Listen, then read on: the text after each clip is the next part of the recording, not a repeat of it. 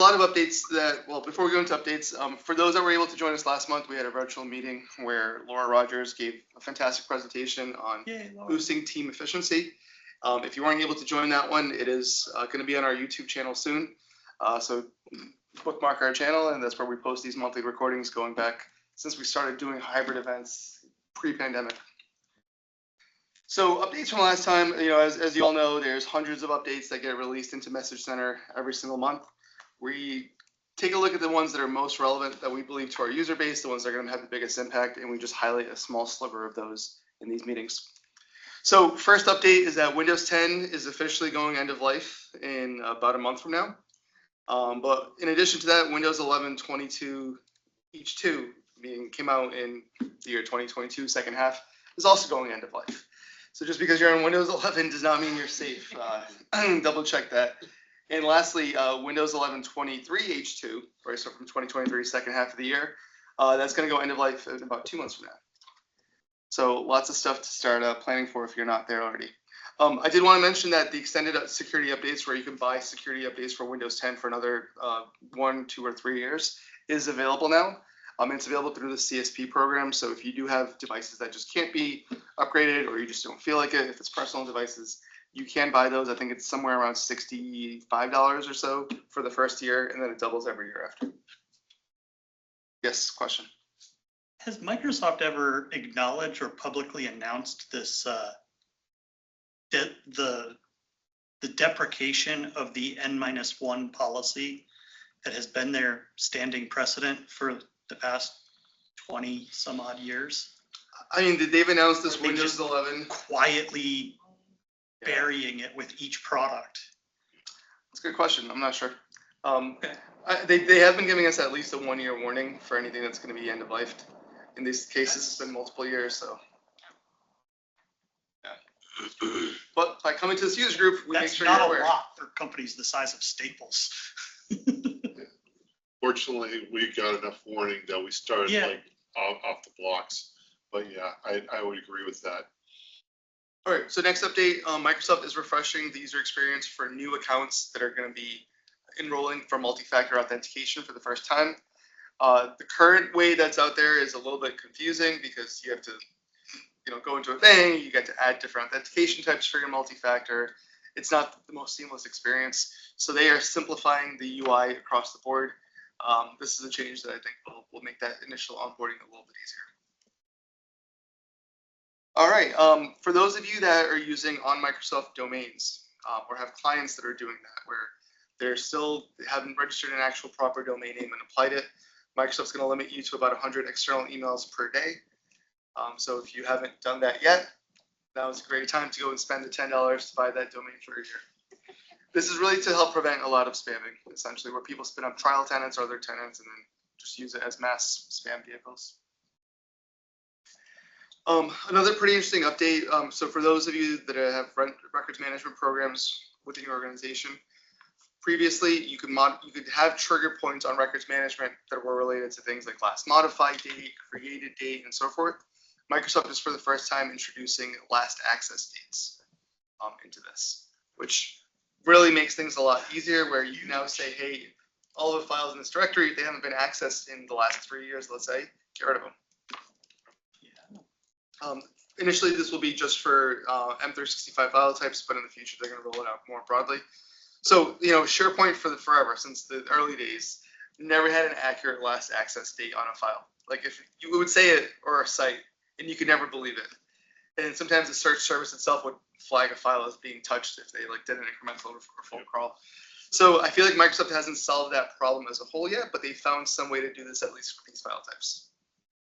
So I'm super excited about this update. This sounds wonderful. It's something we've been asking for literally decades.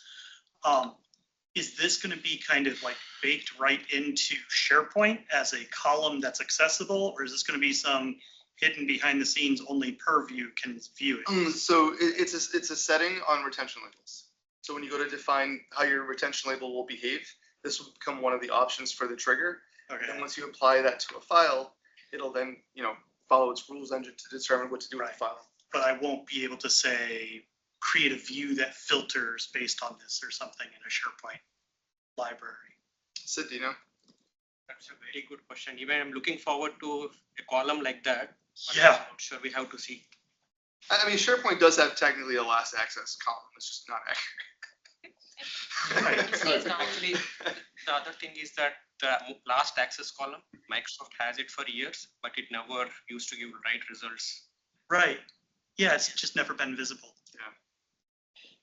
Dimitri, I have one considered. And I find the verbiage of how they're announcing this update very Well, suspect, because they only mention purview in every single Well, line yeah. there. There's no mention of like, we're actually exposing the data somewhere. It's like, no, you have to buy this other product to do it. so to be fair, retention labels do come with E3 licenses. Okay, It's a pretty low barrier of entry. but it's still, yeah, okay. Dimitri, what is M365 file type mean? Is it Office documents? Yeah. They haven't announced a full list of file types, but this is starting to roll out later this year. I'm sure. So it won't be PDFs at first. Probably not. Ashish? That's what I was asking, whether it was going to be PDFs or not. Not at We first. don't, nobody, like, they haven't publicly said it, so I don't know, but my gut feeling is probably not. So Microsoft Project Online is retiring. Specifically, this is Project Web App for those that are familiar with the on-prem days. That's the interface that looked like it was from SharePoint 2013 and has never been updated.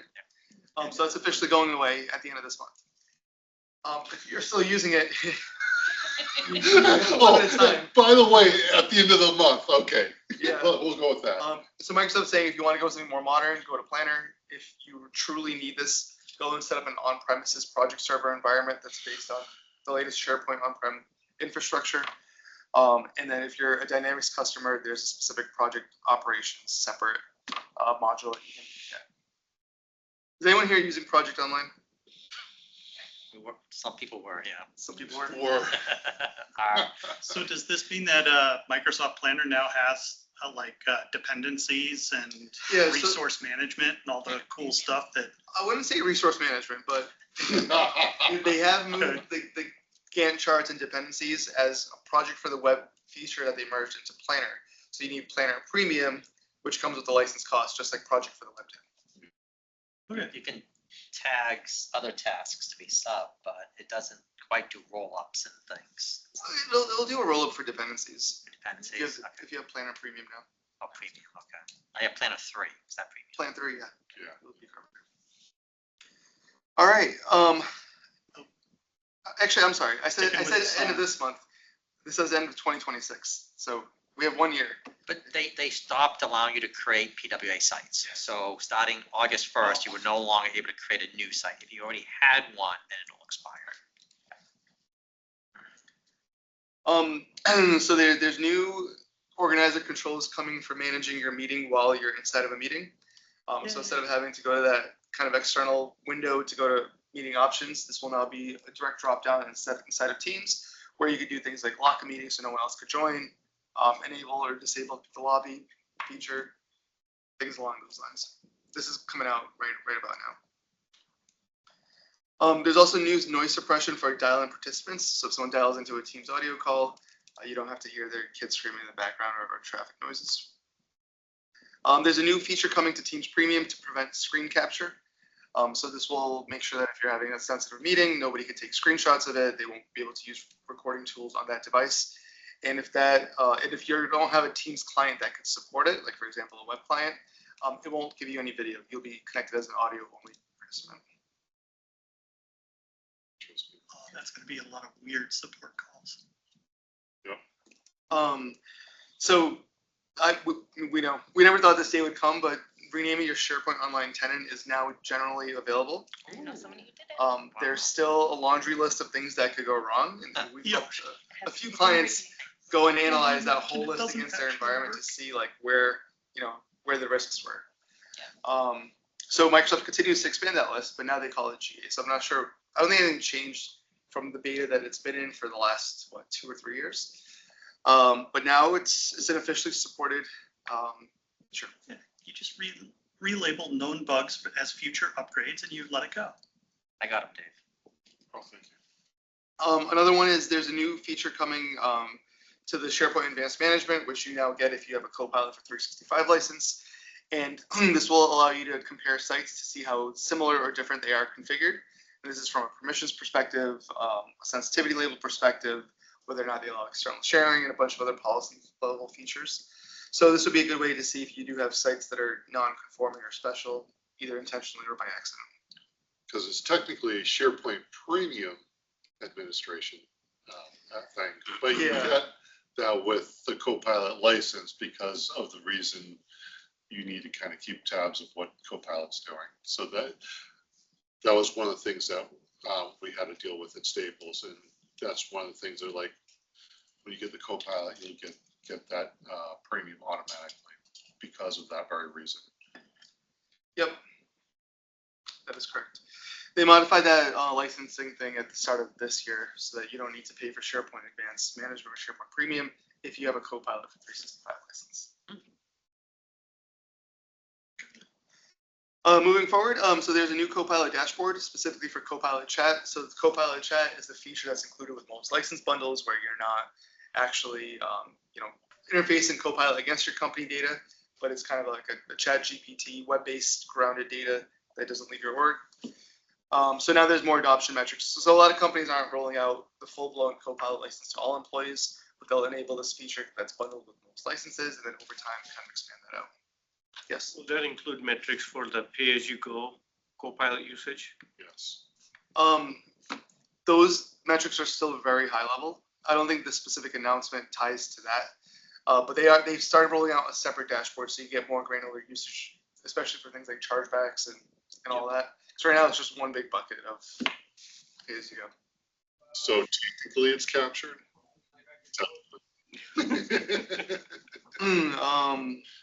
Yeah, so that was the last one.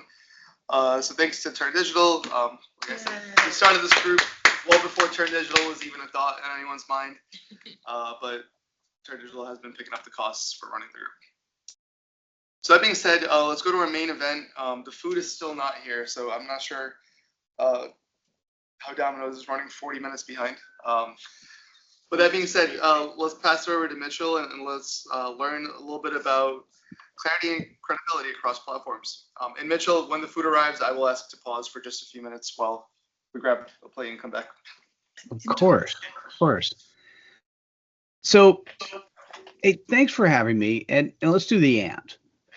The and is, this is a topic that I get excited about, and I love what I do. And the end is, if you need to get it custom tailored for you and have questions along the way, feel free to ask, right? So I know what I need to cover, and that said, I don't have to do any of it. If you guys want to, if you want to ask questions and move forward, so I'll feel free to interact. Maybe David or Dimitri, feel free to just stop me anytime and focus my energy on what I need to do next and what questions you might have. So whether it's online or in person, feel free to ask. So for me, I ended up doing something pretty fun, at least fun for me. In 2019 to 2020, I interviewed 500 thought leaders on the concept of credibility. And so that gave me, now are you seeing this one slide? Yes. That is Okay. correct. So, and what's fascinating is the ability to now apply it in multiple areas. I've lived a pretty cool life.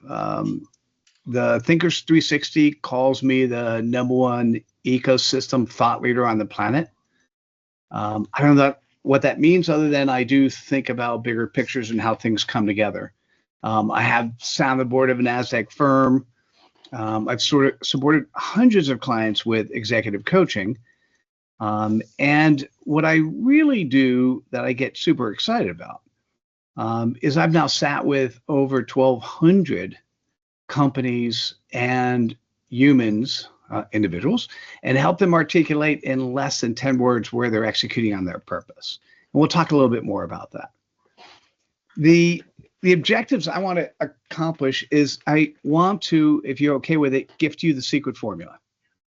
I will share with you a framework, which really is an operating system, and that could be applied to so many different areas. And I just thought in your day-to-day practice, these are things that you guys should be thinking about for yourselves, but also thinking about in terms of supporting those people you support. And then I'm going to share with you 7 habits to effectively do reach out on LinkedIn, both clearly and credibly. And specifically for those who either when you're looking for your next role or looking for your next prospect or just keeping your network going. So what are rules to be able to use LinkedIn effectively where you're not sliming? Are we okay with this as learning objectives? Any questions? Anything somebody would like to add? No, probably what we'll do is we'll just treat this like a lecture, like at a college, and we'll ask questions as the thoughts come. We'll keep an eye on the chat as well, so that if it's asked in chat, we'll be sure to let you know what the question is, so you can actually target that as well. All right. So my first question, and I'd love to be able to see, right now I'm seeing LR. I'd love to be able to see the audience again. How can I? I'm on. So my first question is, how many people can draw? So raise your hand if you think you can draw. Scott's sort of doing this. Sort of. Okay. Got it. I did it once in my life. So this is what's really interesting, right? If you asked this of a class of kindergarten students, everyone's going to say yes. Everyone's going to say, yeah, I could draw. So something's happened in society, because by the way, if you could take a pen or a piece of paper and put it on a piece of paper and draw a circle or draw a box, you can draw. Right? But what's happened is somehow we've conditioned ourselves to put in a parameter, right? We put in this parameter of, yeah, maybe I can't, maybe I can't focus. And a lot of what I talk about, particularly when we talk about the foundation layer of credibility, stems back to the stuff that you learned in kindergarten.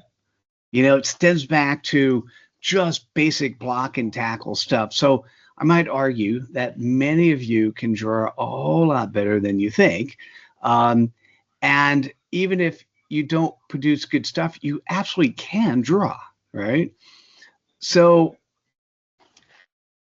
when I think about the word clarity, what I want to do is give a definition, right? So the short answer is it refers to how easy something is to perceive or understand. Right? That's kind of what most people think is clarity. There's this mental clarity, right? If a user comes to you and says, hey, something's broken, you know, isn't the first question we always ask, hey, did you turn it on? Is the power off? Right? So you need to share that mental, like, what is the real picture? There's clarity of purpose. Now, that's an area that I spend a lot of time on, and I'll bring that along a little bit. And then it's to bring clarity to a situation, understanding where things are at. So clarity is really, in my mind, about putting your arms around with specificity what's going on in a particular situation. Now, having interviewed 500 thought leaders on credibility between 2019 and 2020, what I could tell you is that 98% of those thought leaders do not have clarity. That's a huge number.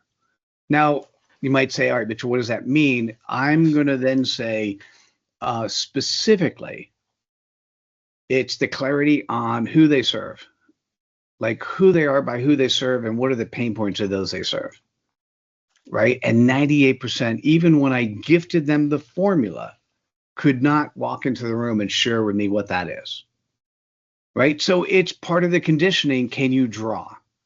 Because what always got in the way was some marketing cookie cutter approach that stopped people from telling the truth. Or how about we say it a different way, stop people from telling their own truth. So I love this quote. I'm sure you've seen it many times from Mark Twain. The two most important days of your life are the day you were born and the day you find out why. Now, if it turns out that 98% of people never get the clarity they need to understand why, that's a little bit depressing. So at least what I want to do today is leave you with the formula that you can articulate it for yourself. All right, you guys ready? I'm not seeing the screen, David, the room. Yeah. Does anyone want to hear and see the secret formula? Yay. I'd appreciate that. Yay. This is awesome. Thank you. Now, I have to tell you, as much as it truly is a secret formula, when I was interviewing the 500 people, I not only shared this formula ahead of time, I also created a video. It was a 16-minute video. I'm doing this set of interviews. This is the questions I'm going to ask you. And so what I want you to be thinking about, and we could spend, if we have a little bit of time at the end, you guys can tell me what the area is. The formula is simple. It is who you serve. So 1, 2, or 3 words, who you serve. And then the second piece is what is their primary pain point or what is their pleasure point? I would argue that many of you, because of the roles when I heard you introduce yourself, will be able to come up with this so much better than many people, right? But if you can do this in very simple form. So I'm going to stop sharing for a second. I'll give you my 2. I actually have 2 that I work with. One, as when I wear the hat of executive coaching, so part of the Marshall Goldsmith 100 Coaches, my CPOP, my customer point of possibilities is what I call it. My CPOP is 9 words long. It's the who and the what. Inc. 5,000 CEOs, so essentially fast growing companies, Inc. 5,000 CEOs leading the future with executive abundance. Now, when I share that and I'm in front of a person or a group of people, you're going to be one of 3 people, right? You're going to either be a prospect, you're going to be a potential referral partner, or you're going to be somebody who doesn't care. Now, it doesn't mean you don't care about me. It just means you don't care about that. If you're 1 or 2, if you're a prospect or referral partner, the most natural question is, Mitchell, what's executive abundance? And then I could spend time talking about it. I'm not in this scenario, but normally what happens, what I call the natural tell me more question, is something that you can answer now in less than a minute. So I'll give you a different one. I actually do work with LinkedIn. And what's fascinating is I have such a nice, there's some people in the audience who actually are prospects and certainly many referral partners. And my who, business owners. And so my complete CPOP, business owners escaping slimy LinkedIn sales tactics. Yes. And David, that's exactly what I expect to have happen, is because we've all been slimed on LinkedIn at least once, if not many times in a day. Yep. Right. And now I have to tell you, many people that slime us, it's not because they're inherently bad. It's because they've been taught wrong. They've been taught that that's what they're supposed to do.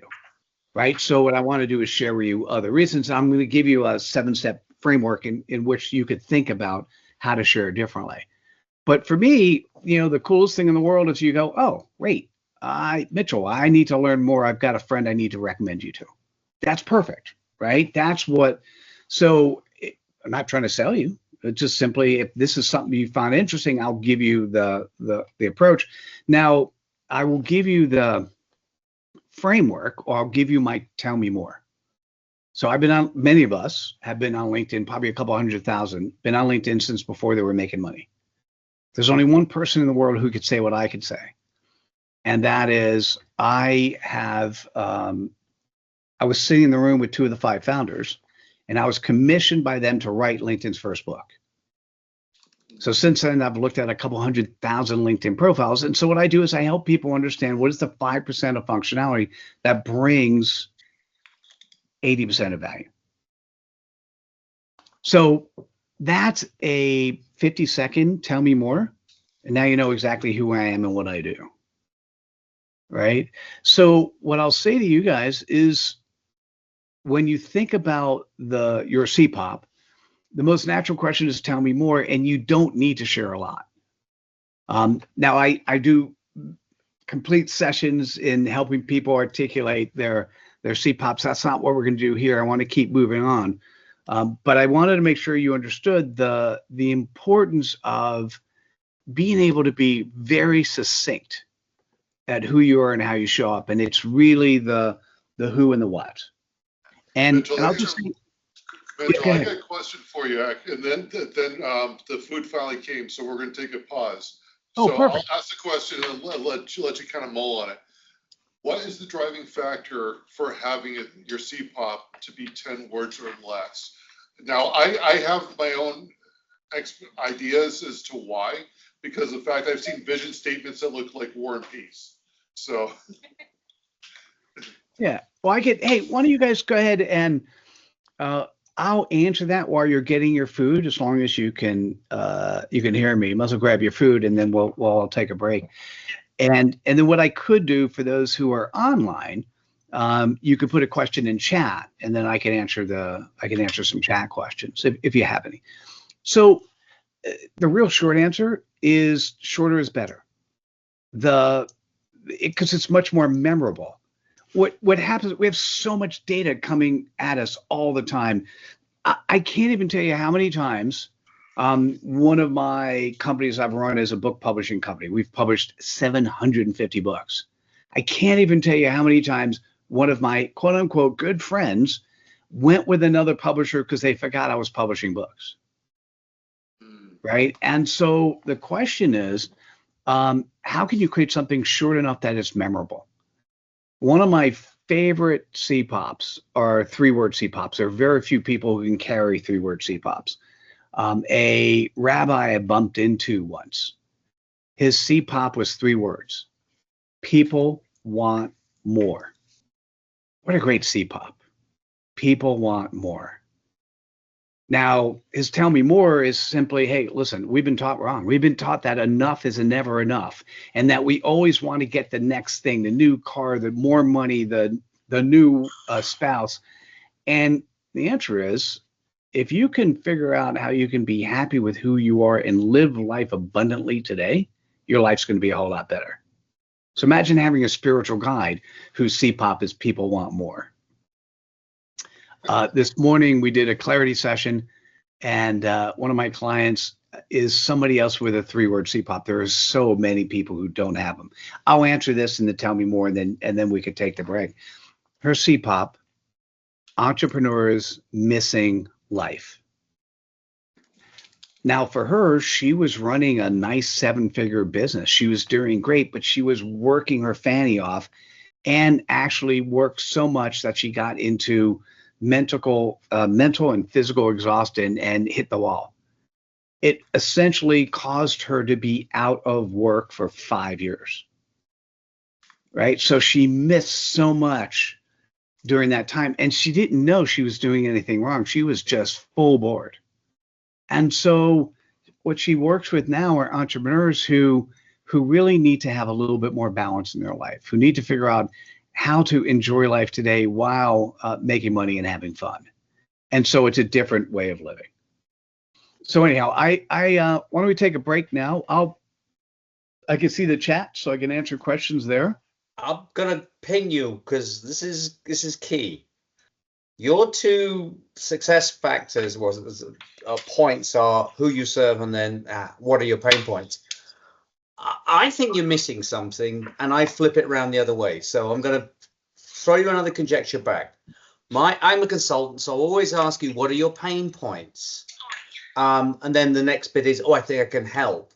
But in reality, it's what are your pain points always comes first. Not who I serve is underneath that. And it's rephrase that is how can I help you? Is I think I can help you, or I have the I'm trying to show that I have expertise to help you. So I don't get the who you serve bit. I think it's around the other way. And I'm throwing in one more. I'm the credibility factor. I have these levels of experience, and I think I can help you get you to solve your pain points. So I'm flipping it around the other way. How do you react to that? John, I appreciate that. So here's the interesting part. If most people, and I'll share a little bit more when I share the updated definition of credibility that I created, and it'll make a little bit more sense there. Most people really don't care about you. They don't care about you until they figure out how you could help them. And what's interesting is they don't really, what they're afraid of when you first, let's do a networking event. Because if you're an independent walking around meeting people, you know, imagine going to a networking event and you know what's going to happen when you meet a lawyer or a financial planner or a real estate person. They're going to reach out their hand. They're going to try to stick it directly in your pocket to take out your credit card. But what they're really doing is they're going to stick in their card and say, hey, you got any real estate to sell? Or you have any friends who want to buy? And like, dude, I don't even know you yet. Right. And so what happens is you need to, and let's look at it from a LinkedIn perspective. You need to build immediate trust. And how do you build trust? But it's that credibility thing. It's you got to have credentials. This is this resume. The whole point of LinkedIn is it really shows a little bit of your history, but it shows your experience, which itself exudes into that credibility, which is what we're John, talking about. I'm twisting you around the other way, I know, but go on. No, I hear you. But part of the experience in terms of showing your credibility is being robust enough to have the clarity to be very focused on who you are and who you serve. Well, back to the 30-second elevator pitch concept. Yeah, I'm going to encourage most people to forget their 30-second pitch for the rest of their lives. Great. Okay. Thank you. Because John, what happens with the 30-second pitch, it comes from your head, not from your heart. And if I first meet somebody and they smack me in the head with the playground they play in, which is where your CPOP comes in. If I meet them, I'm going to listen to what's next. And what's next can many times just completely blow me away, right? Because what they're doing, think about it, don't think about it from you selling, think about it as a referral partner, right? Think about you're meeting somebody and they just walk in the room and they have the right approach to them. And you want to recommend them to somebody else in the room. Well, you want them to get to that point where you could bring them around super quickly. That CPOP sort of says, oh, this is the playground I play in. And then they reinforce it like, oh, wait, I need to introduce you to this person. And the thing I think about is being able to encourage your referral partners to refer you. I think about it from a perspective of not only that, but rather if you're meeting in front of your prospect, I always, when I talk to a prospect, I never think about them as, hey, this is somebody I want to sell something to. I think of them as, hey, this is somebody I think has somebody in their network they could refer me to. Because at some point in time, they're going to go, Mitchell, wait, I'm in your playground. I gotta opt in, right? And I'm just looking at it. The problem when you say, and so what happens, many people forget the importance when they hear the CPOP, and I have meetings where I encourage people just to share their CPOP and tell me more. And what they often start with is I serve, I help, and once again, what is that doing? That's talking about you. And the thing is, they don't care about you until you show you care about them, right? So John, let me do my CPOP and tell me more in a different way, right? So business owners escaping slimy LinkedIn sales tactics, right? Like, oh yeah, right. You're feeling icky. Like, listen, isn't it horrible when all of a sudden somebody comes to you? How many times a day do you get slimed by somebody saying, I can help you out? And then you start doing your LinkedIn stuff and you're afraid you're going to slime other people. Imagine having an approach where people feel good about you afterwards and want to recommend you. That's what I do. Right?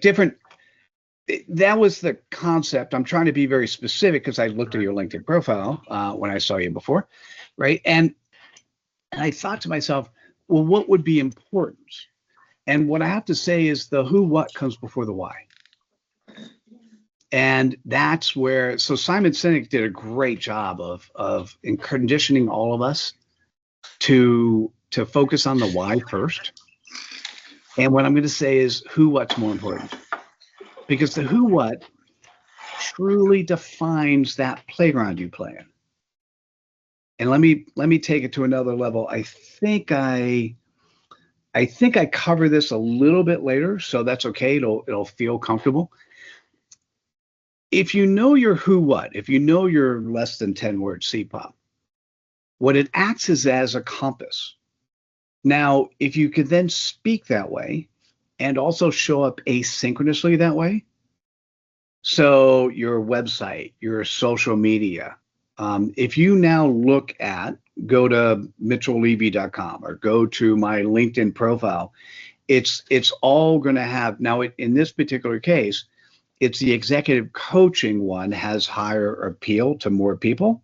So you'll see pretty quickly Inc. 5000 CEOs leading the future with executive abundance. John, I have to tell you, when I share that with a referral partner, I'll come back. I'll finish that. But when I share that with a referral partner, one of the things they said was, Mitchell, why are you limiting your audience to 5,000 CEOs? And my only response is, thank you. But I'm still going to tell you that's what you do. You're an executive coach. I don't think you kind of. We're not quite in alignment here, which is great, which is the whole point of these conversations. But you are on your website telling you what you do.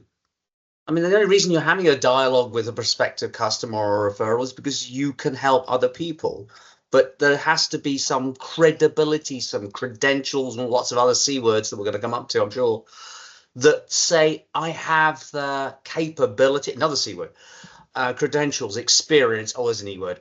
Curiosity, commitment, consistency. Correct. Yeah. And you have that thing that then makes you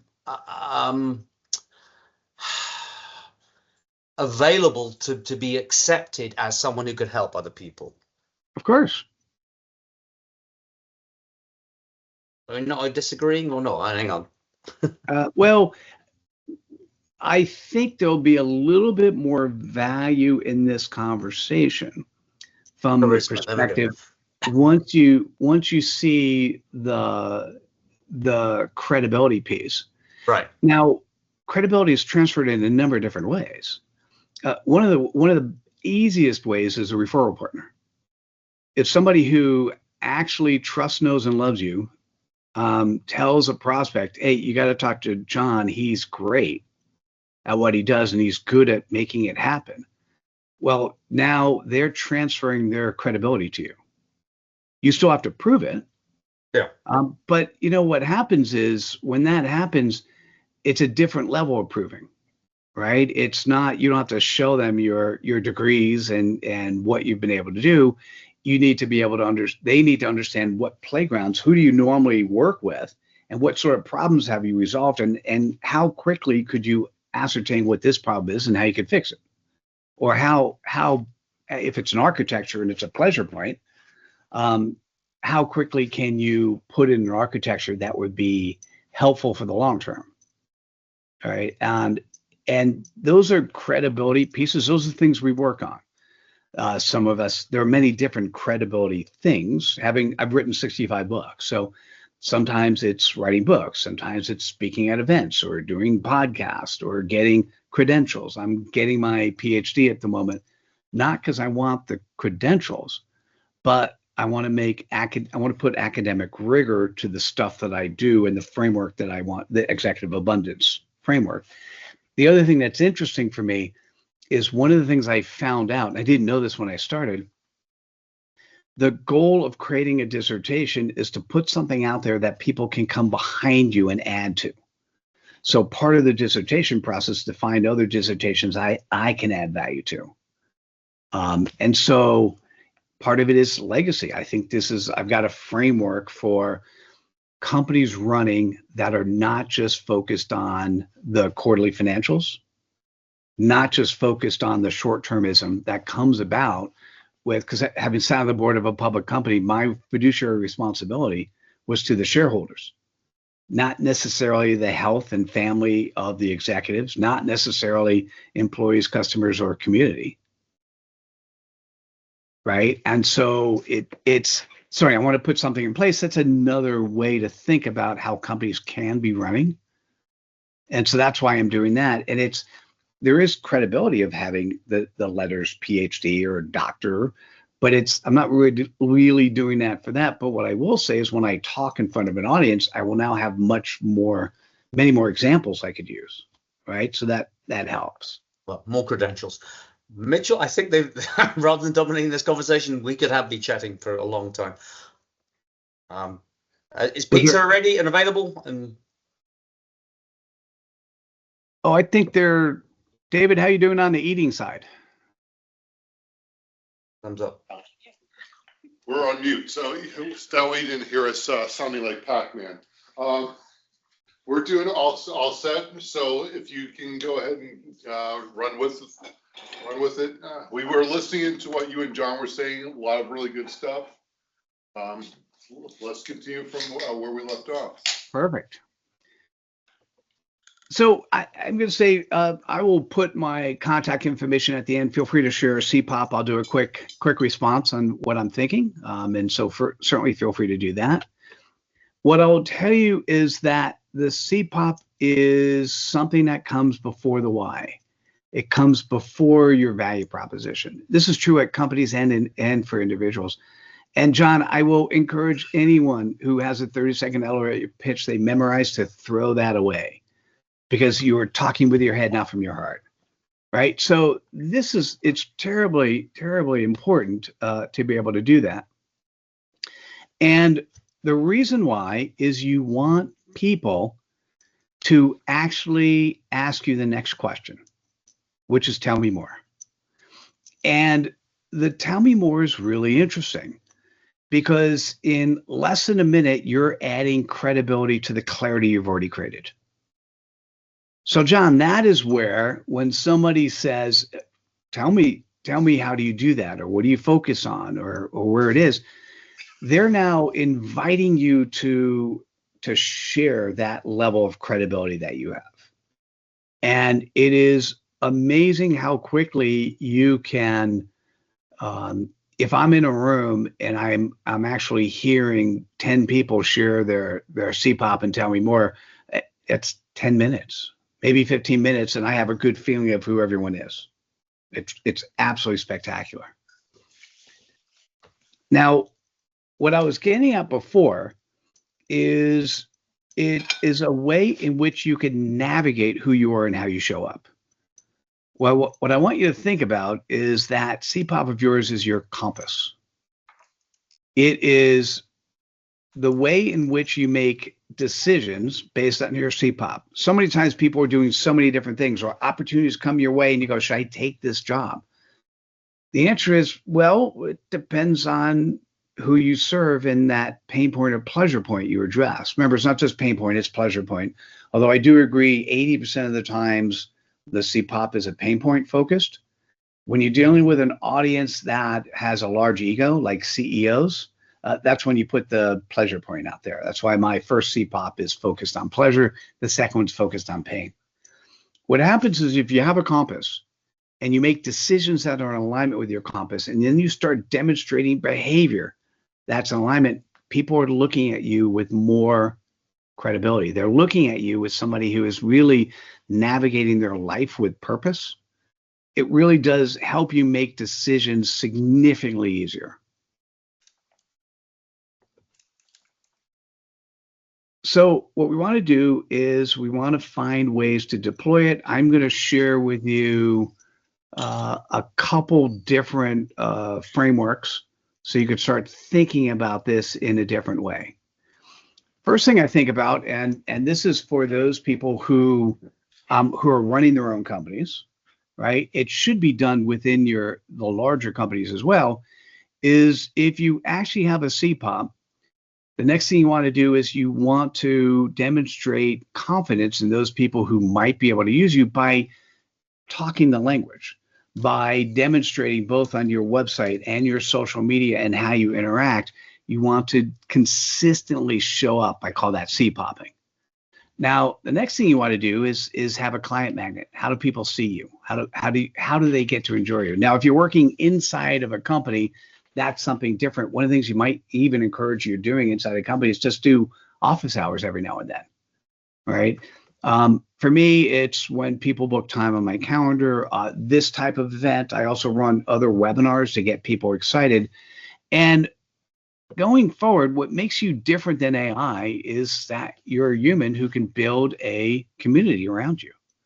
You want your clients to refer you. You want your partners to refer you. You need a referral network because that is one of the easiest ways in the door. And so what I often think about is this is from a clarity roadmap perspective, the most powerful thing you can do. What I want to do next is, so this is more for easier to see with smaller companies. Larger companies, there's a number of different things going on, but this framework starts with clarity and then goes around. What I want to do at the moment is share with you what it means at a corporate level. So at a corporate level, and this is what I do in my executive coaching and how I deploy executive abundance, is you have a corporate CPOP, right? And what's really interesting, if you want to showcase operational excellence, you want to be able to take a look at the diagram, the Venn diagram between the corporate CPOP and the employee CPOPs. So the corporate CPOP is their clarity of work. The employee CPOPs are their clarity of life. And that work synergy, which produces operational excellence, is when there's an overlap. So if you have a series of employees who their CPOP is really divergent from the corporate CPOP, it's time to refresh the employee base. If, on the other hand, if the corporation can actually not only be clear on who they are and what they're doing, but allow you to play in that playground effectively, the more you can increase this overlap, the more operational excellence you end up with. Now, let's do the same thing with the employees and the customers. The employees' clarity of work, what they do, think about the Venn diagram with them overlapping with the customers' CPOPs, that clarity of life.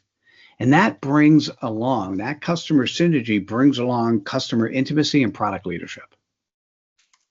So at a broad level, this is what I do with executives in terms of them understanding how they should be running their companies and how to focus. And there's a lot of stuff that goes behind the scenes, but I wanted to give you a big picture. All right, I did promise you that I'd share with you the updated definition of credibility. And this will help you understand a little bit more on that concept of clarity and why it's important. So credibility is the quality in which you're trusted, known, and liked. I interviewed 500 thought leaders on this topic, and this is what popped out. Ended doing, if you want to see the TED Talk that I did associated with it, it's called We Are Losing Our Humanity, and I'm tired of watching it happen. The book that I did called Credibility Nation is, I think, one of my latest books, but that's the one I did on this research. And under being trustworthy, there are 4 elements there: authenticity, vulnerability, coachability, and integrity. Now, the thing is, the problem is when you lead with I, people are not seeing that you're authentic, or maybe you're showing yourself as your colors are, you authentically want to sell them something. Those are people that many people don't want to hang around. They want to know that as they get to know you, that you're a servant leader. They want to know that you have the intent and commitment to do the right thing. And they didn't want to know that your internal integrity matches your external integrity. And I like to see that when I look at a LinkedIn profile. So many LinkedIn profiles are focused on the resume. As I get to know somebody, if I spend 3 to 4 minutes inside of a LinkedIn profile, I need to understand those 4 elements of being known. And in order to be likable, it's really 2 simple things. One is to share your stage. And by the way, David, thanks for having me here, and I appreciate it, Dimitri, for being here in front of the audience. It's sharing your stage. Now, in thought leadership space, it's sharing the ideas, thoughts, and actions of others. It's also showing respect. for every meeting I have, I will do at least 5 or 10 minutes research ahead of time on the person. I typically have between 8 to 12 meetings every Tuesday, Wednesday, and Thursday. I do client work on Monday, Friday. And what's interesting is I will research their LinkedIn, I'll research their website, and I'll have an interesting understanding of how, if they're curious, how they can show up better or show up differently. So every meeting I have, I try my best to be of service first. I try to be of service. I try to give the general model of those who are in the 100 coaches. Be of service first, no guilt, no expectations. So I try to be of service because I can. I understand what credibility is and how to show up credibly. And oftentimes, if I get asked by a board of directors, Mitchell, can you do executive coaching of our CEO? The answer is, well, I got to talk to the CEO first. And basically, all I'm doing when I do that conversation is I'm testing these two things. Can they be vulnerable? And are they coachable? And if the answer is no, they can't be coachable, I can't teach that. As a matter of fact, I can't change anybody. All I could do is present a different framework for somebody to look at the world, and they could change themselves. But if they are not coachable, I'll say no to the board, right? Because it doesn't make sense. But I just wanted you to, like I said, feel free to take a snapshot of this, or you've got this as a recording. Credibility is the quality in which you're trusted, known, and liked. Now, I'll stop sharing for a second, but I wanted to showcase that the word integrity, the value integrity, is there twice. How many people have been talking to somebody, and this is a raise your hand if it's true, been talking to somebody and all of a sudden you're starting to feel uncomfortable, like the hair in the back of your neck sticks up? Anyone? Oh, yeah. That was all of it. Right. For those that didn't raise your hand, you're lucky. It's part of human nature. It's the fight or flight thing. Like when we start seeing things come our way, that's a problem. I want to put words around that. The short answer is when people have their external integrity, who they say they are, and when you're talking to them, their internal integrity has incongruency. When they start showing you who they really are, there's a disconnect between those two. That is why the hair in the back of your neck sticks up, is incongruency between external and internal integrity. Those are times that I actually run, because those are people I don't want to hang around. I want to hang around people who are authentic, who are coachable, who are vulnerable, who actually can add value to my life by telling me what I'm doing wrong and what I need to fix and how I can do things in a better way, right? So that's what I'm looking for. Now, I'm switching now, and I'm going to talk a little bit about LinkedIn. I'll talk to you about social selling, and then I'll stop sharing. So the interesting part, you guys know all this, right? If you are in business, serving other businesses, you need to be on LinkedIn. There is no other game in town. I'm sure those that work for Microsoft are going, yay, it's true, right? So what's interesting is if I look at a LinkedIn profile, clearly I had extremes here. No matter how cool the person is on the right, I will never recommend him. Because if I'm sharing my credibility by recommending him, I'm not going to recommend somebody who is using a default LinkedIn background, right? The picture's not bad, and if it's okay, if he wants to show up in his t-shirt, that's fine. Where Whitney Johnson, she's really easy to recommend. Her company's called Disruption Advisors. You could see it here. You could see the word disrupt there. You could see it in her LinkedIn profile. This is somebody that's very easy to recommend, right? So if you head to somebody's LinkedIn profile, let's say you're doing a LinkedIn search and your profile pops up, that person's going to give you somewhere between 3 to 5 seconds. Now, it doesn't have to look as good as Whitney's for them to want to do more and get to know you better. But if it looks like this guy's, they're not going to get to know you better. Does that make sense? Yep. All right. So what's interesting is relationship building anchors to me on word of mouth.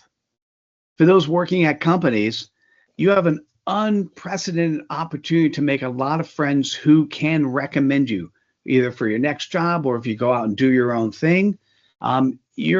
What's important is to make the types of friendships that they actually see and know who you are and want to recommend you.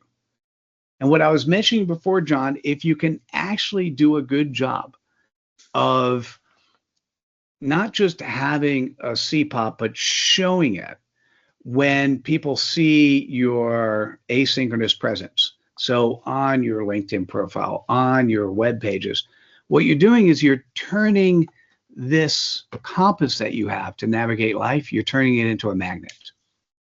And so it makes it really easy for me to want to recommend if I reach a company that absolutely needs to disrupt, I'm going to give Whitney a call and say, hey, let's figure out how to do this together, right? Because she owns that word in my mind. And so the question is, what word do you own? What place do you play in? Who wants to recommend you and why? And have you done a good job of showing up consistently, showcasing that? And that leads towards the final topic I'm really going to focus on is slimy versus social selling. Okay. What is slimy selling? Somebody gives you a call and say, hey, do you want to buy my stuff?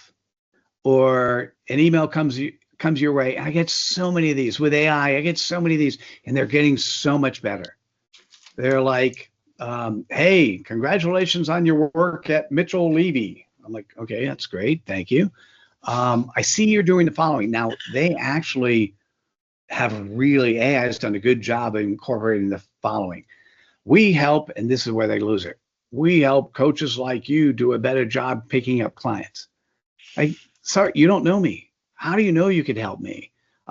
If you want, let's build a relationship first.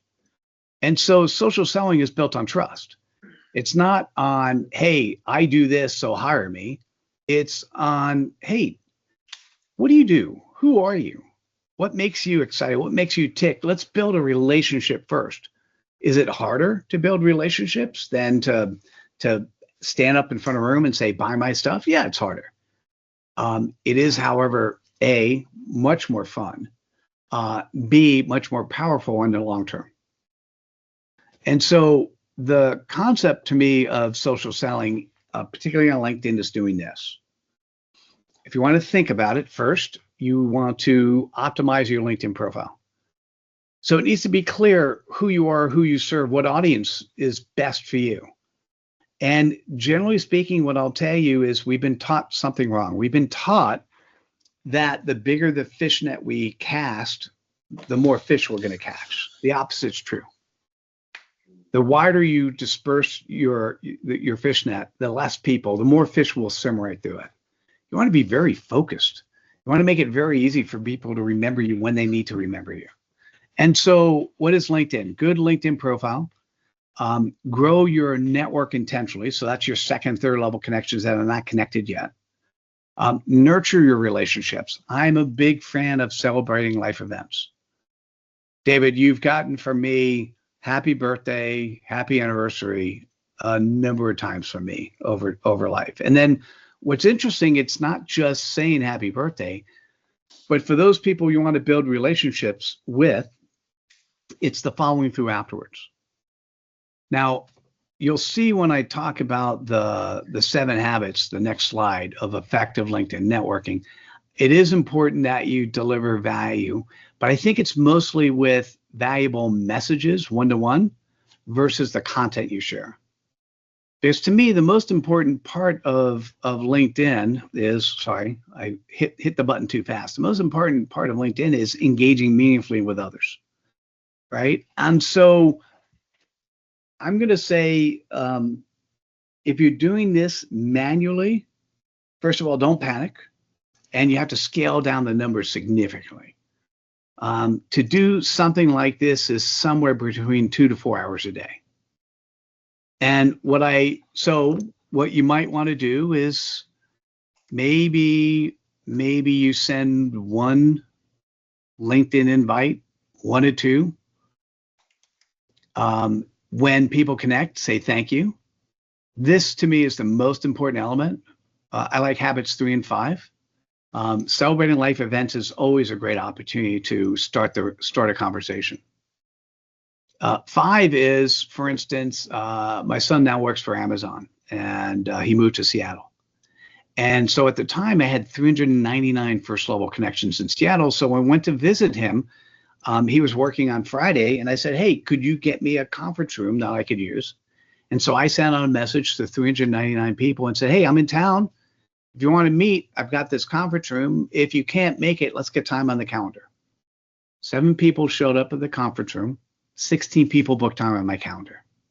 That's what I mean by sending targeted messages, right? It's not buy my stuff. Remember, none of this ever is buy my stuff. I do a complimentary webinar called Why Are We Not Getting the Referrals We Deserve?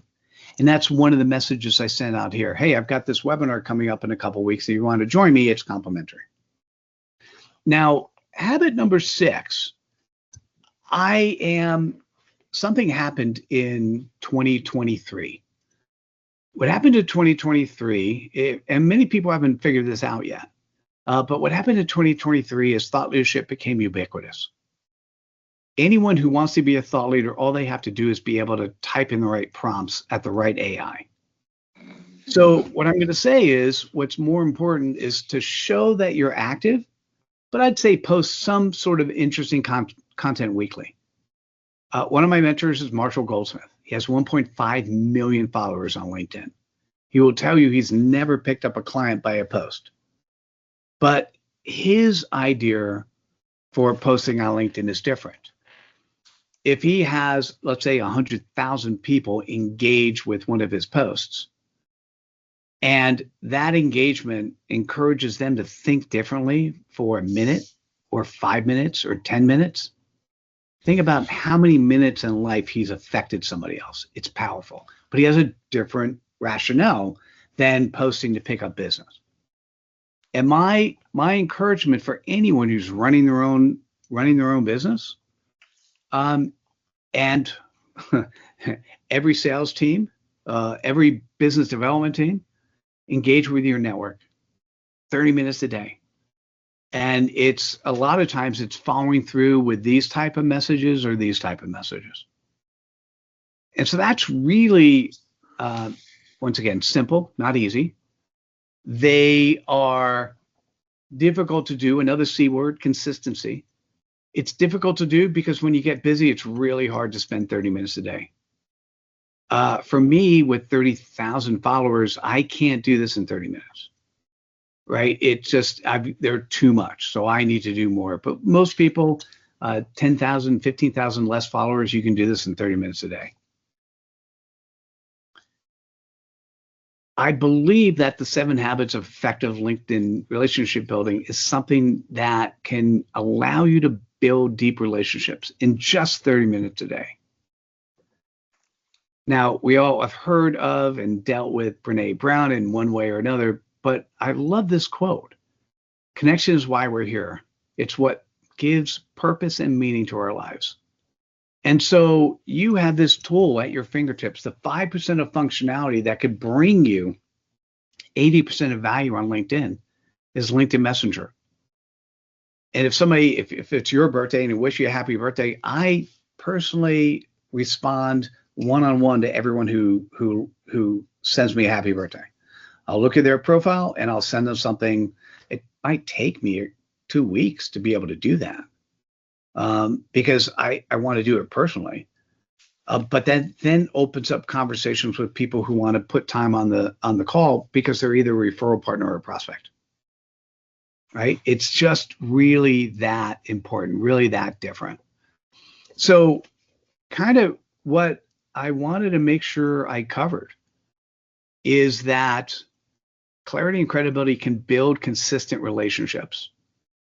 And if you take a look at these are some of the primary reasons why people are not getting referrals today, right? They don't know who you are or forgot. So that's where the CPOP comes in. They're embarrassed to share you, like that guy's LinkedIn profile. You don't know how to sell. You don't have to sell. You just have to show that you're a servant leader and this is what you do, right? For many cases, you didn't ask. And really what you need, clarity, credibility, and consistent relationship building. So feel free to reach out. I'll put this in chat as well. If you have questions, feel free to reach out. Scan the QR code or type in chat. I've got lots of other content and things I can share, but I think questions are probably a better way to go at this stage. I got one for you. I'm curious because it kind of ties into one of the habits that you mentioned and also one of the values, because I'm very interested in what you were saying about authenticity. So could you give us an example of if you were to reach out to somebody in response to seeing an alert on LinkedIn that says, hey, this person is just celebrating their 50-year anniversary at XYZ Corp, and you reach out to them personally to congratulate them on that, and then they respond with, I have no idea why LinkedIn said that. That's not accurate at all. No, I love that. And like, I'm trying, and LinkedIn made me look like a fool, and I want to be authentic in my response. Can you give some examples of how you would pivot? Oh my God, what a great response or great question. So let me show the because I want to answer the question from the operating system of credibility. Okay. So if they said that, so first of all, the question becomes, the first question I'll ask, is this somebody that you want to actually engage with and have a conversation? Yeah. Right? If the answer is yes, right? If the answer is, yeah, sort of, just somebody in my network, don't really care, then you could do a quick response. But if somebody you want to engage with, right, it's what you want to show is, holy cow, I can't believe that I allowed LinkedIn to make me look that way. Don't you hate it? Or isn't it horrible when the trusted source tells you the wrong thing? And you could kind of leave it at that, right? If you want. How many times has this happened to you where you wish somebody a happy birthday and it wasn't that day, or they technically didn't tell the truth because they didn't want LinkedIn to know about their birthday, right? And so, that hit a nerve. Okay. By the way, I have like 300 to 500 people wish me a happy birthday. I was one of those people who put the wrong birthday until I realized that it was an opportunity to meet with people. So the answer is, when you make a mistake, no matter how that came about, you have to recognize that you're going to be authentically say, hey, sorry, I made a mistake. I can't believe I did that. And then the question becomes, if you were focused on LinkedIn, so why do you think it says that, right? How do you think they made a mistake? Or if the question was, oh, well, it says you've been there for 50 years. How do you like that company? Right? I mean, it's just what starts for me, a lot of times what I do is I will send people a happy birthday or happy anniversary or new job message. And for birthdays, I then, when they respond, now the response could be anything from thank you to, hey, I had a great birthday. Now, I will always look at their LinkedIn profile. And if it's somebody I've known for a super long time, like if David says, if he said nothing more than thank you, because my birthday message is kind of cute and has some interesting words associated with it. And if David said thank you, I'm like, dude, what do you mean thank you? I spent so much time writing, like I'll be snarky. I spent so much time writing this message. It deserved more than a thank you. Like I reserve that to only a number of people. But a lot of times, if I don't know the person, I might say something like, I was kind of curious what somebody with your amazing background might do to be special on their birthday. I have to tell you, I've gotten such great responses from people.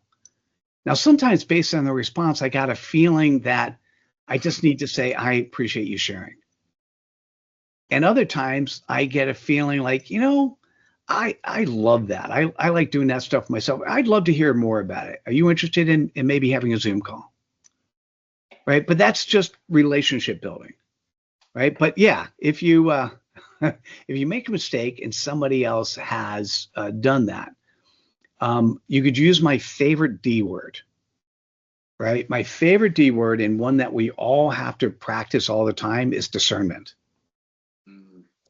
Right. And because you ask AI any question, it's going to come back with an authoritative response, but you have to use discernment. You have to do at least once, if not 2 or 3 other places where you double check those numbers. So you could say, I guess I wasn't discerning when I decided to say happy anniversary. How did I get that wrong? What are you doing? You're showing a lot of vulnerability and opening up the opportunity for a conversation. Does that make sense? Yeah. Gene, did you have a question? I see your hand's raised. Want to check in? Okay. I have a question. So on the CPOP, I think you shared who you are and what. Are there follow-up questions to help with coming up with the CPOP? More detailed questions? Yeah, yes. I actually run, if you take a look at the Mitchell Levy website, I run a clarity session. I'm not trying to sell you. I just want to tell you what I do. I run a clarity session once a month. It's 90 minutes long. I guarantee everyone gets their CPOP. If it makes sense to bring me into a company and do that, we'll work out a way to make that happen. Because it's always amazing to get the CPOP of the company and the CPOPs for the individuals. And you could Google my name or check me out in AI. AI would know about the CPOP and everything. It'll come up with a ton of questions you could ask. Okay. And you. Oh, you're welcome. And even though I call it a secret formula, I'm happy to share it. And what will happen is, so go to AI and say, hey, do you know Mitchell Levy? Do you know a CPOP formula? Okay, could you help me come up with one for me?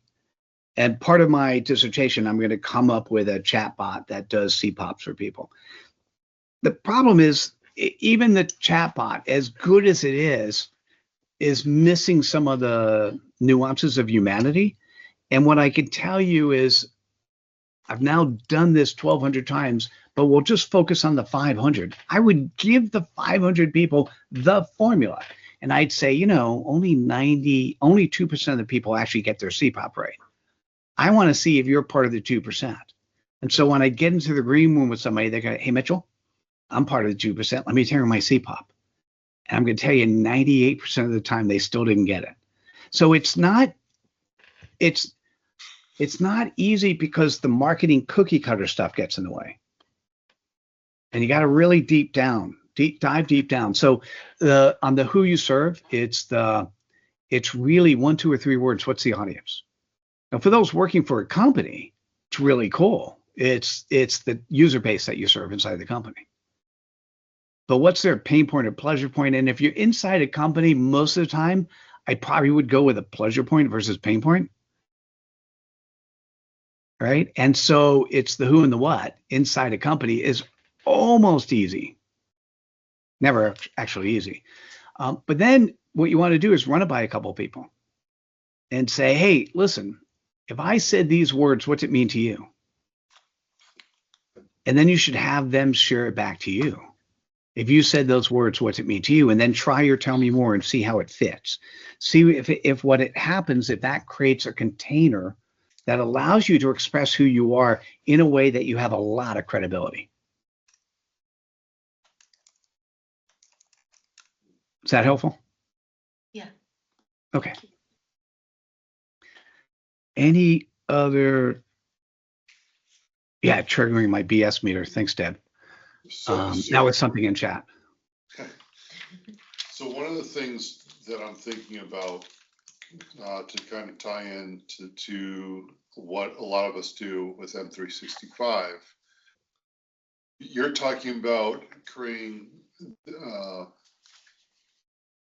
clarity and authenticity with people through LinkedIn, but I'm finding, especially for larger companies, then that same need is needed in order to do your job effectively within the company as a whole.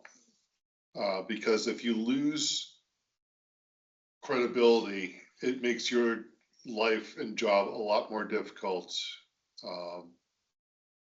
And that's one of the things that I'm kind of drawing a line from LinkedIn, which is a much greater and more widespread, to something a lot more controlled, I guess.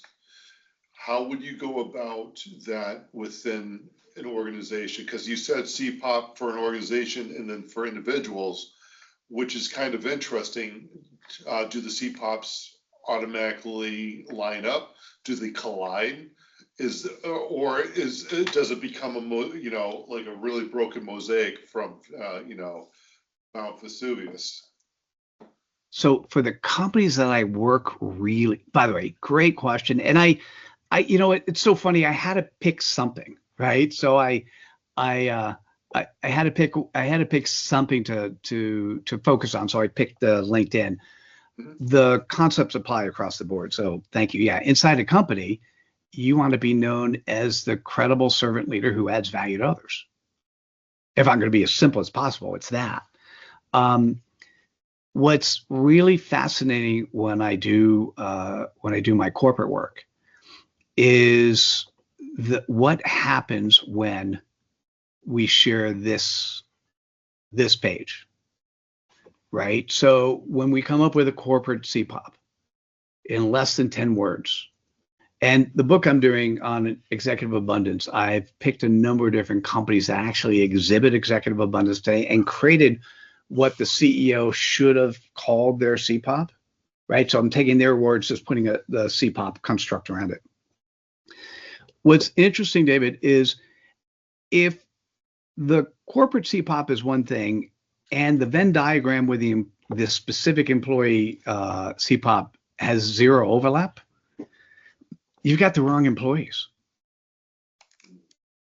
right? And I don't mean to be harsh, just simply one of the problems we have, take a look at the Gallup polls where it will showcase that 28% of employees are engaged, the rest are disengaged, some actively disengaged.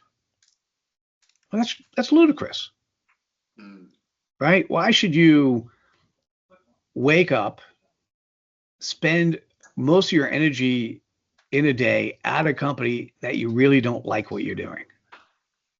Now, a lot of people do it because that's what they were taught, right?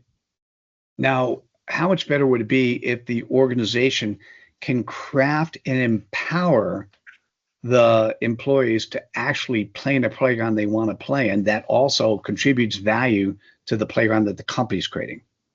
And I'm using the word playground specifically. Not always easy to do this stuff, by the way. In the world of the future, where we're going to see our first, some people say $1 trillion solopreneur, but we'll start with $1 billion. The first $1 billion solopreneur who has 1,000 chatbots working for him, 1,000 agents working for him, right? What does that look like, right? That's a very interesting world. So in that world, companies are going to be having a harder time keeping employees who don't at least figure out that they're enjoying what they're doing. All those employees that are actively disengaged should not be at the company. So how do you go about changing it? And this is at least is a framework that can help change that. Interesting. I'm not sure if that answered your question. It felt like it was a good answer to your question, but feel free to do a follow on if you have it. No, it does. It's just, how do I explain this? I just find it extremely interesting, and it kind of brings me back to a blog post I wrote over 12 years ago called "Bringing Humanity Back to Business." One of the things that I'm noticing, and I think has been kind of key underlined in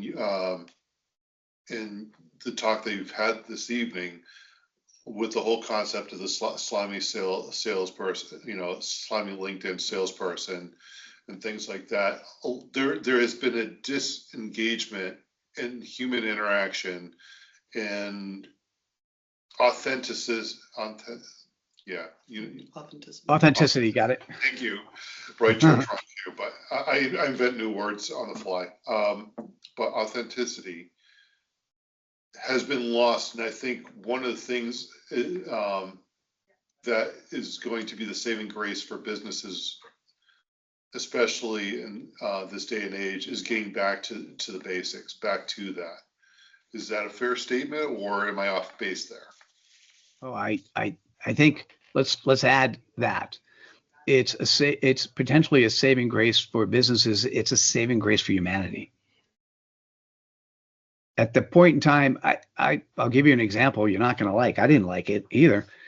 Having published 750 books, I'd always find a content editor, and I'd pay them a certain amount of money, and they would look at the content. They'd give me feedback. Different price points I'd pay all the time. Different results, different time periods. They weren't always good and consistent. They didn't always do a great job.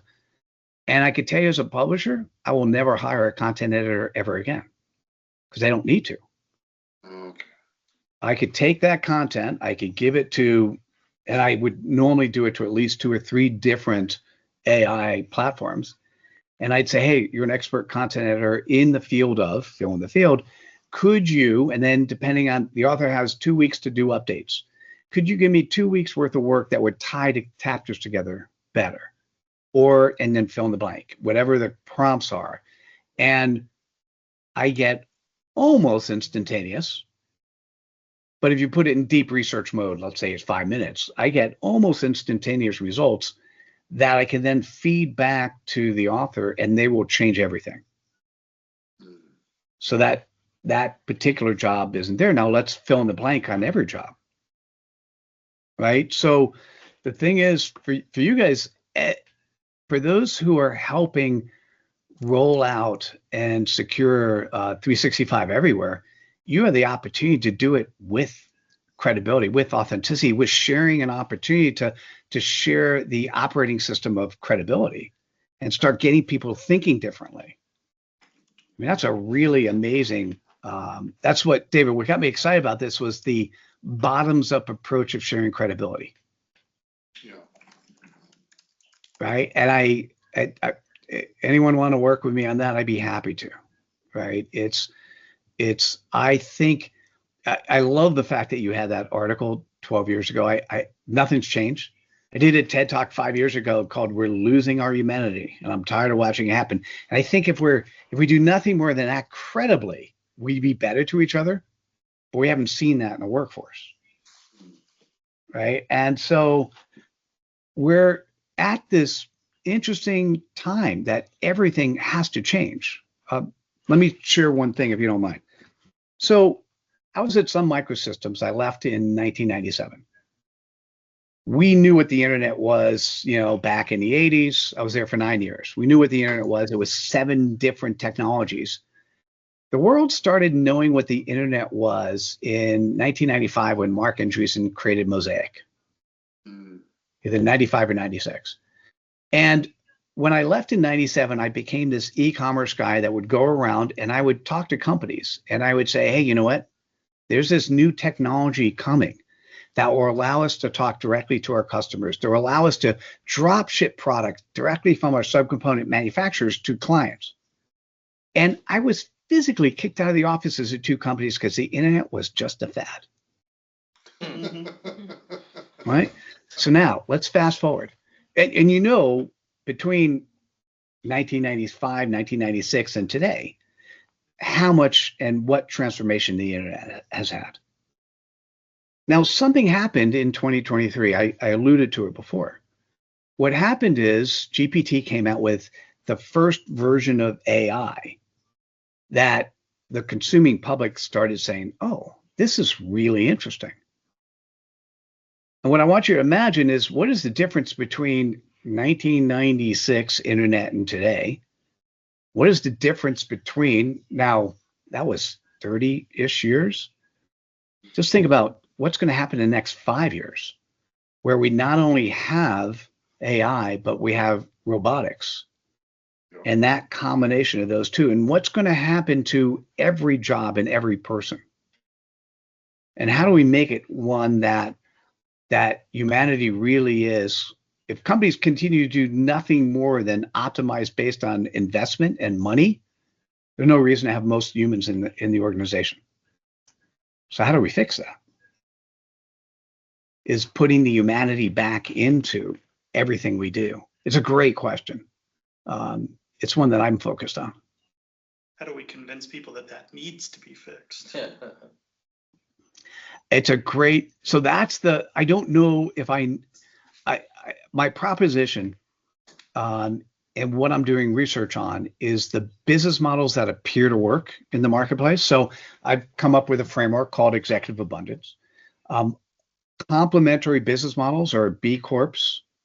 I see it in compassionate corporations. I see it in what's called purpose-driven companies. Surprisingly, and I didn't know this till I started doing interviews with people, I also see it in franchisors. Franchisors who want to create a hermetically sealed environment for the franchisees, that entrepreneur who wants to work hard but then live a nice, abundant life, franchisors want to do it as well. So I need to kind of show that there are models that are working. Here's another one that we could use. I can't tell you I'll be remarkably successful. I can tell you I'm going to have fun along the way.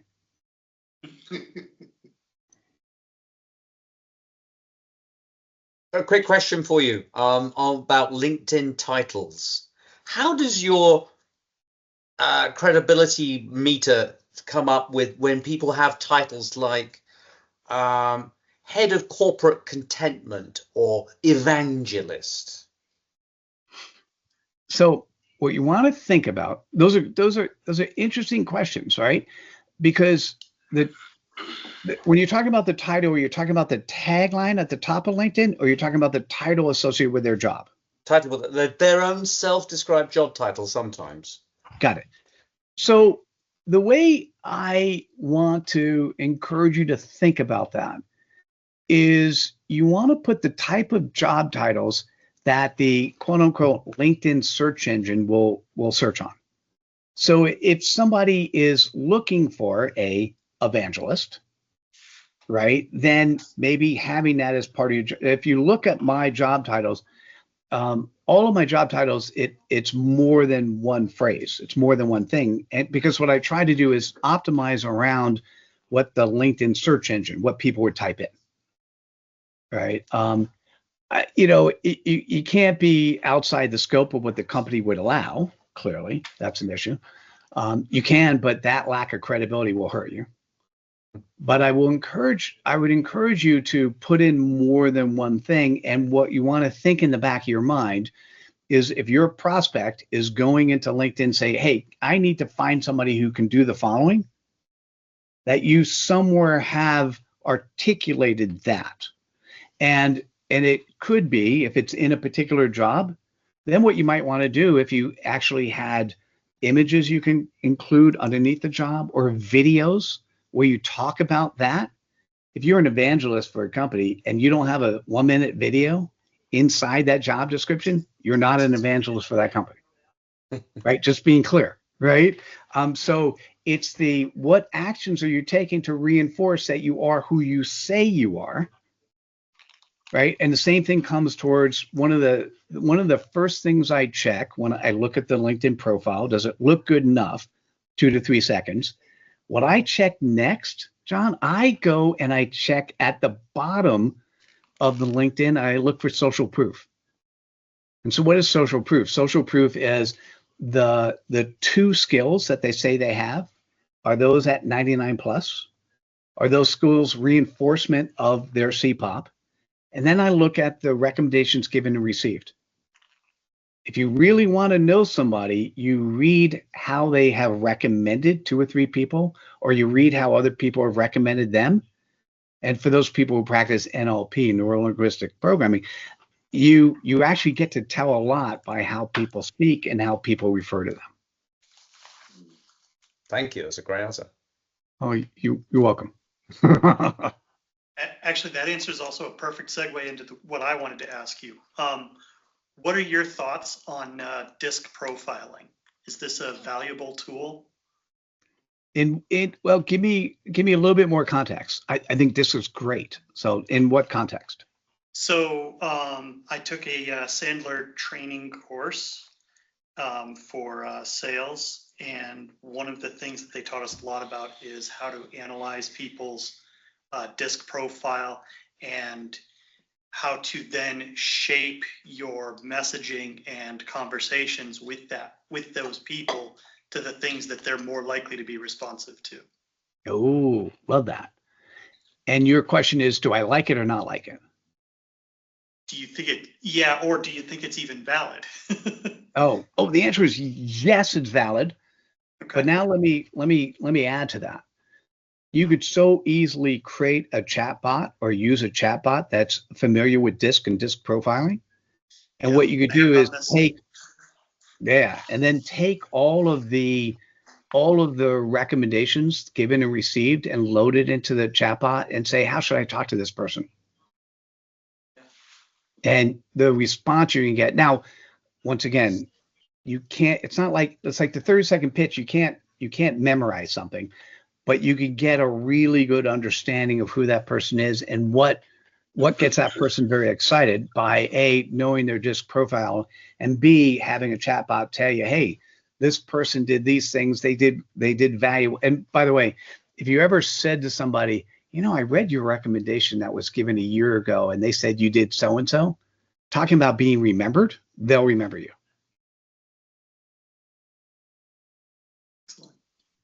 I have a question. I'm in between jobs and I went ahead. I was with the organization for 11 years. So I went ahead and did, the post and updated to open to work.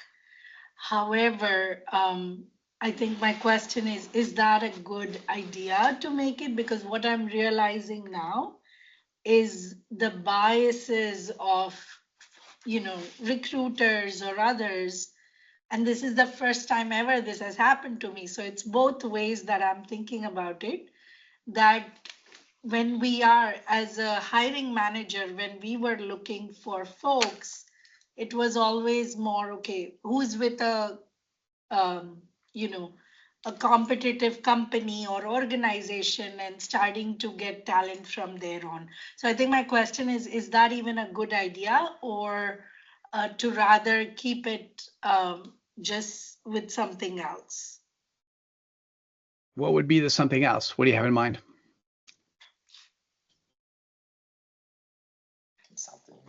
Yeah, could be consulting or or not, at least removing the open to work for now. So that's a personal preference. I personally, so this is me coming as a personal, the open to work, open to network, I don't like any of that stuff. That doesn't mean it's bad. It just means it's always quote unquote offended me. None of my clients do that, right? Whether they're looking for a job or looking for the next set of clients coming in the door. If you're one of those people who might become a fractional expert at some point in time, and fractional is becoming more and more pervasive.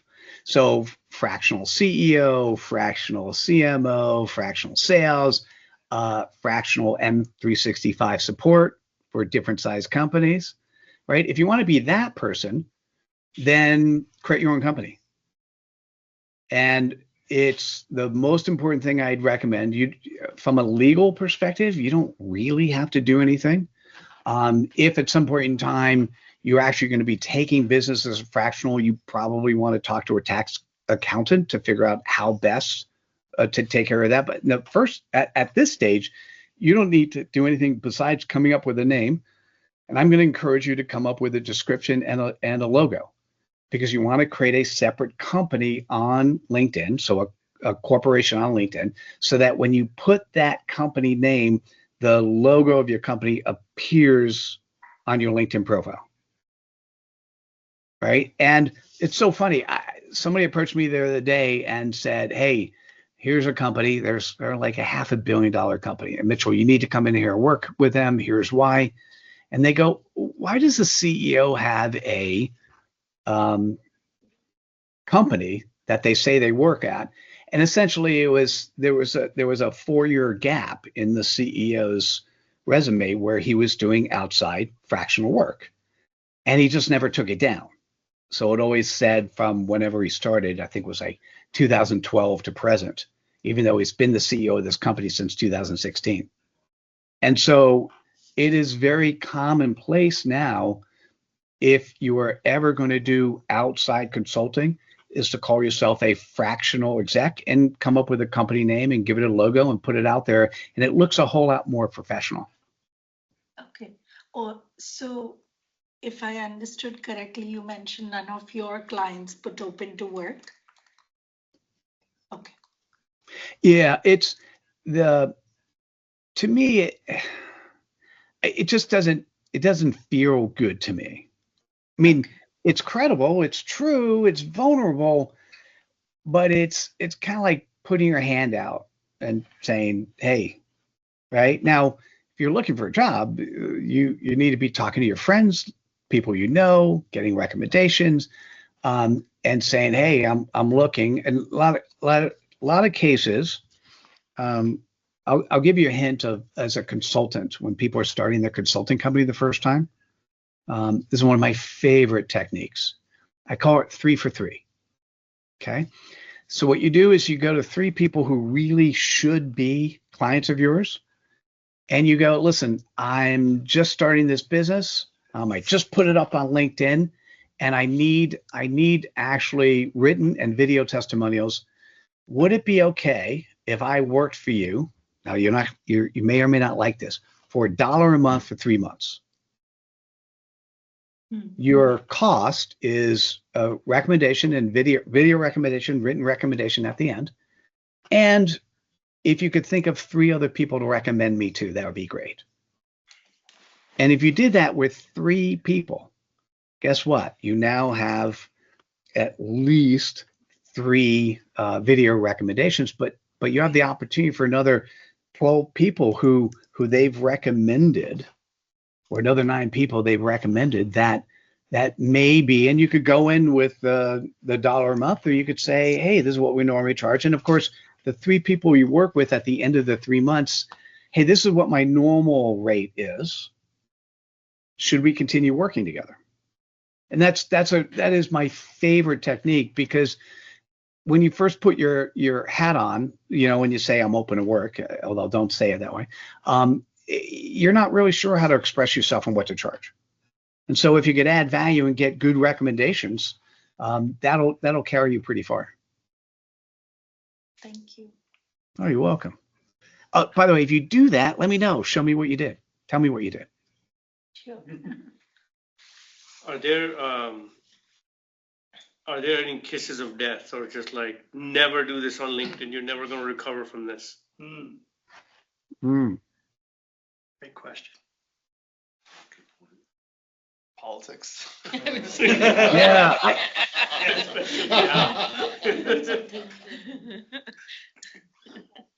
Clearly, there are times in which people, LinkedIn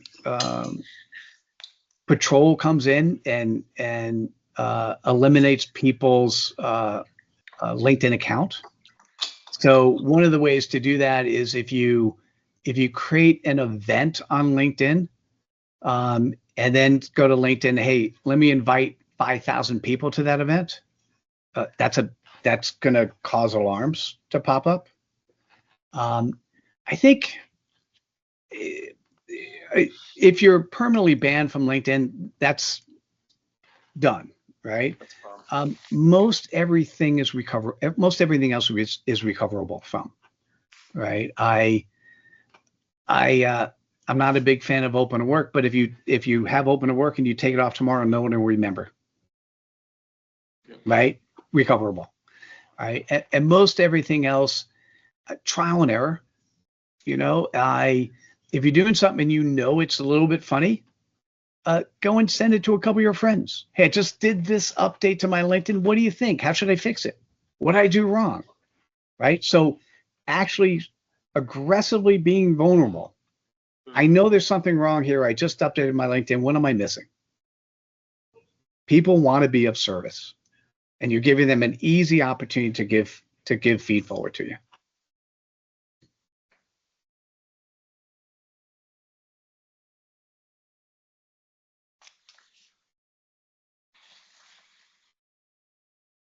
Oh, yes and no. I heard in the chat it says, in the U.S. though, it's illegal to work for a for-profit company for less than minimum wage, so maybe a bit more than $1 a month, but you can still charge a small amount. Yeah, if obviously, thank you for that. If what you're doing is violating a law, you want to fix that. Okay. Solid and advice. yeah, but I would say the company itself, when you're working for larger companies, they're going to have policies and procedures in place.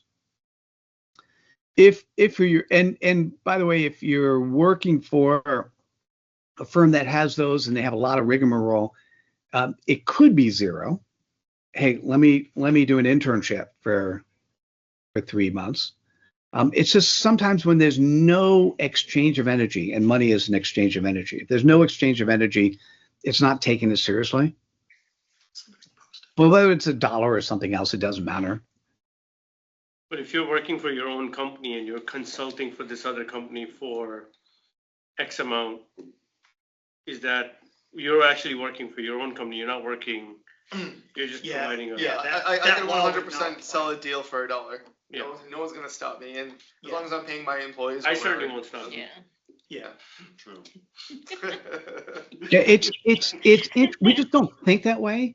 And I'm going to say we don't think that way because we think that the whole world's going to know about that and it's going to kill our credibility. And it's just no, the world's not going to know about it. The companies that you do work for, you're going to add value to. And if you do a good enough job at the end of 3 months, and maybe even before that, they're going to say, you know what, we do need to hire you at the regular fares. Right? And then getting good recommendations reinforces the credibility that you are good at what you do. You're not going to do any less work regardless of the money you have. Yeah. We don't do that because we're not taught to do that. And I'm going to say, you got to build, John, you had it right. You got to build credibility. How do you build credibility? Well, you show that the type of companies you're working on, the stuff that you do is valuable to the next person that needs to work with you. How do you do it? This is one technique.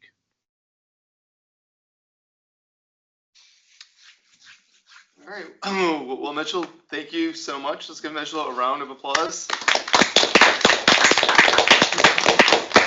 This type of session has been very informative. It's a little bit of a slightly different format than what we typically have technically focused tracks, but this is also great because a lot of times we get so much into the technical weeds, we kind of don't remember to take a step back and figure out what are we doing from a communications perspective and how in clarity. So thank you very much.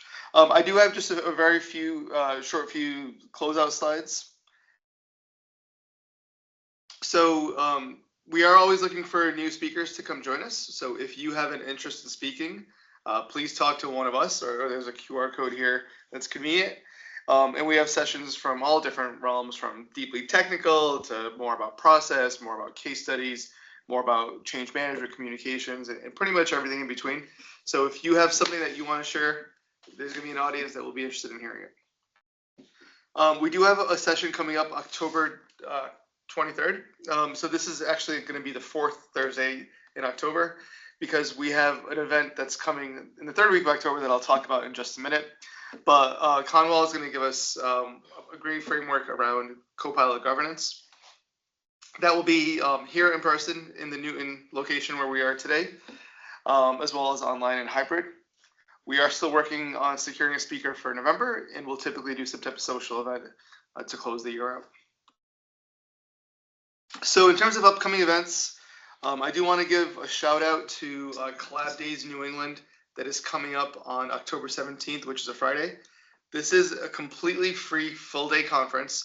There's going to be like 6 or 7 different parallel tracks. So at any given hour, you basically choose your own adventure for what type of information session you want to go next. The speakers are phenomenal. A lot of them travel from around the world, around the country for sure. And these are the same speakers that you would see at conferences like Ignite, the Microsoft 365 Collaboration Conference that's in Vegas, and a whole bunch of other ones. I'll be speaking. I know Rachel's speaking, I was speaking. Dave's speaking, I'm speaking. Deb's speaking. So come hang out with us. Come check this out. It's well worth it. Yeah, he said Yeah. Um, And you know, it's also important to stay afterwards. There's a great networking event afterwards. I'm still gonna call it the Share Pint because that's the perfect name for it. It is. and the location of that event too is phenomenal. If Yeah, you've never it been is. to the Archer Hotel in Burlington, Mass, Oh, it's their bar is second to none. They make excellent old fashions. Old-fashioned. Just saying. Yeah, a lot of their food was good too. So just Thank really, you very really much. quick, few more events. The Power Platform Conference is coming up in Vegas at the end of October. Is anyone going to that? I'll be there, so if you do come, make sure to come find me and say hello. Microsoft Ignite is happening this November. It's going to be paid in person in San Francisco. This one will also be completely free and online. So block your calendars because we all save sessions that we never come back to. So if you don't watch it live, Quick note, those Microsoft Ignite dates overlap the session that we have for October or November. so we might need to adjust that. Then. That's why I asked. Are we missing any other community events that are coming up? I'll just do the pitch Yeah, for go ahead. mine is Women in M365. It's the first Wednesday of every month, and we have Caruana and Sue Hanley speaking on the first. And just look for it on LinkedIn, Women in M365.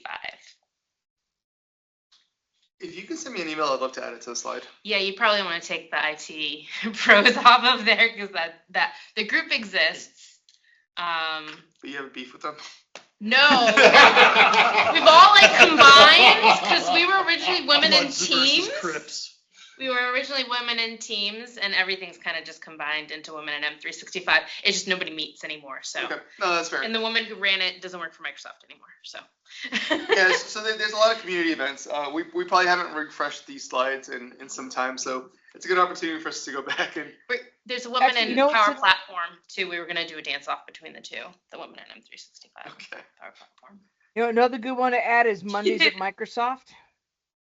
Okay. It meets every other Monday. That's where I'm getting a lot of my updates. And then I think the Power Platform that meets every Tuesday. That's another really good meeting. Deb, if you wouldn't mind emailing me a link I to those. will. More than happy to. Yeah. Thank you.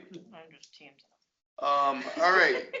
So we'll spend a minute or so just on community help. Is anyone running into any problems within the organization, within M365 or related technologies? Or has anyone solved a really weird problem that you'd like to share? Hey guys, I think I'm gonna take off if you don't mind. My son's in town and he's visiting, so I'm gonna spend time with him. Absolutely. Absolutely. Again, thank you, Thanks again Mitchell. for your Thank time. you, It was Mitchell. awesome, Oh. Mitchell. Thank you. Thank you so much for having me. It was really engaging, and thank you. All right, see you now. Ashish, you were gonna say? Yeah, so interesting thing that I noticed, the PDF viewer within Edge now lets you combine and cut pages, which was previously impossible unless you had a paid PDF subscription. Yeah, So now just the PDF viewer within Edge lets you do that. So That's that was pretty cool. that Pretty is cool. really That's cool. awesome. It's very limited, but it at least gets you through it.